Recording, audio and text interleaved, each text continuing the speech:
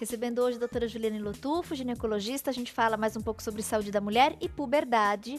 Muitas perguntinhas em relação à puberdade precoce, que tem assustado muitos pais, né? Pegos de surpresa muito cedo, aí. né? Doutora, teve uma mãe que perguntou, Tati, minha filha teve a primeira menstruação com 9 anos. Hoje ela está com 10. Isso é normal?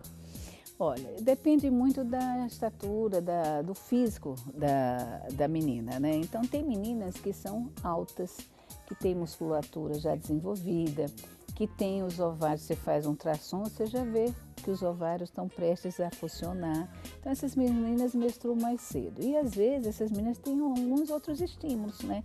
Estímulos hormonais que vêm antes da hora. Isso é um assunto bom de falar, porque tem acontecido muito um alerta também aos pais, né? Mãe e pais, ter muito cuidado com imagem, por exemplo, televisão, computador antes da hora. Então tem meninas que começam a ter estímulos visuais que vão provocar liberação dos hormônios um pouquinho antes da hora. Então é como se elas amadurecessem antes da hora, não era momento para aquilo e começa a ver. Agora, por exemplo, a filha dela com 9 anos, pode ser que seja normal se ela tiver uma estatura condizente, massa muscular, massa Quando você óssea, olha e vê, nossa, né, essa menina já tá uma mulher, uma né? mulher, uma moça desenvolvida. Agora, se você pega uma menina franzina, né, com estatura baixa, e aí menstruou com 9 anos, não está normal. Normalmente, a menstruação começa um processo, uma mudança do corpo. Quais Então, são os sinais, assim, então, que primeiro, antecedem? a menina vai crescer, então a primeira coisa que a gente vê é o broto mamário, começa a crescer. Depois, uma outra coisa que vai muito rápido são os pelos pubianos, chamada pubarca, que a gente chama. Tá. Sai os pelos da vulva, depois sai os pelos da axila, que a gente chama telarca. Quando fecha o pelo da axila, de 6 meses a 1 ano a menina vai menstruar. Então, normalmente, a mãe, isso é um dado para a mãe. Olha a axila, se está com os pelinhos, se está completo. Não é assim um pelinho, né? Ah. Tem vários. E aí a menina vai menstruar. Interessante. Então tem essa ordem, né? Crescem as mamas, cresce a mama, pelos os pelos pubianos e depois a axila. O quadril ganha volume, né? Ele fica mais arredondado. E a menina, a gente pede muita idade óssea, porque às vezes a gente vê uma menina desenvolvendo muito rápido, então tem alguns exames que a gente pode fazer.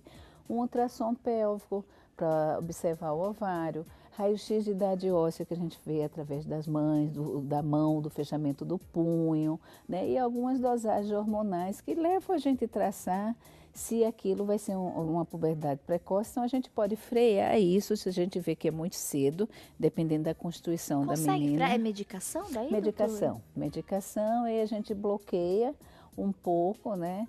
Porque às vezes são meninas muito novas, tem crianças com 8 anos, né, menstruando. Com 8 anos? 8 anos, é. Provavelmente por causa desses estímulos, então, tanto e às visuais... vezes a alimentação, né, porque hoje em dia a gente sabe que tem todos os hormônios naturais que tem nos alimentos, por exemplo, a soja tem estrógeno.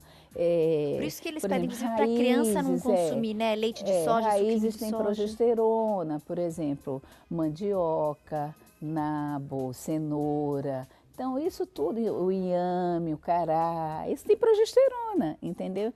Então, tem alguns tipos de alimentação que pode estimular, se a pessoa começa a comer diariamente, né? A soja a gente não dá muito para a criança por causa da estimulação do estrogênio, né? E o alerta que você passou, né, doutora, eu achei muito interessante essa questão do estímulo visual. Hoje tem aí crianças que estão junto com os pais, às vezes, na sala, assistindo programas de televisão que não são apropriados para a idade dela. E isso senta do lado e os hormônio. pais não percebem, né? E muitas vezes a criança está né? no quarto, filmes. Às vezes a criança está no quarto, tem acesso a computador, o computador não está bloqueado e eles entram em determinados sites. Então isso é um alerta, porque tem muita criança com problemas gerados nessa fase, que vai repercutir muito distúrbios, né? Vai repercutir na idade adulta, né? E a gente tem pedido muito para os pais terem muito cuidado, quem tem filhos pequenos, ver com quem deixa, né? Às vezes, normalmente, inclusive com relação ao abuso sexual, é bom a gente falar aqui, a maioria dos abusos sexuais acontece dentro da família.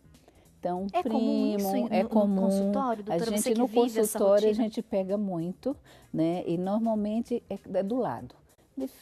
A maioria dos casos que eu tenho no consultório é um tio, um primo, um sobrinho, casos até de avô, né?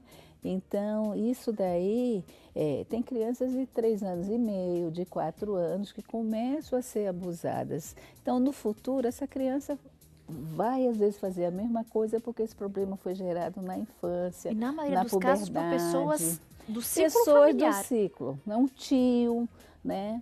Então, a gente tem casos assim, a mãe trabalha fora, o pai trabalha fora e deixa aquele filho na casa de uma avó ou na casa de um avô e de repente mora uma outra pessoa da família, né? Principalmente meninas e de repente tem um tio em casa, primo, homem, e tem meninas que têm um corpinho já desenvolvido, a pessoa já tem algum distúrbio, então normalmente eles se fazem de muito amigas, envolve a criança e a criança não tem maldade, né? Então algumas vezes a criança consegue contar, principalmente as menorzinhas, porque não tem maldade, e as maiores, as meninas, né, de 12, de 9, de 10 anos, às vezes não contam porque elas são ameaçadas. Então, quando vai descobrir, elas já estão há anos sofrendo abuso, né? Importante essa alerta. Isso é muito importante. E acho que é oportuno, né, diante de tanta coisa que a gente tem acompanhado, né? A gente tem que checar onde o filho está, com quem está, se tiver mudança de comportamento, agressividade, choro frequente. Pode ser outra coisa, mas você sempre tem que observar, porque isso está muito comum. Um olhar mais atento e tentar sondar. Chegar em casa, não olhar o filho, né? Não ir só para a televisão ou se preocupar em trabalhar, você tem que olhar o filho. Muito obrigada, viu, doutora? Mais uma vez aí por conceder a gente essa entrevista, essas orientações, inclusive esse alerta para a gente finalizar aí o bate-papo de hoje. Bom restinho de semana, viu? Obrigada para você também. Mais um intervalo e na sequência volto com mais uma sugestão de arte para vocês. Permaneçam sintonizados.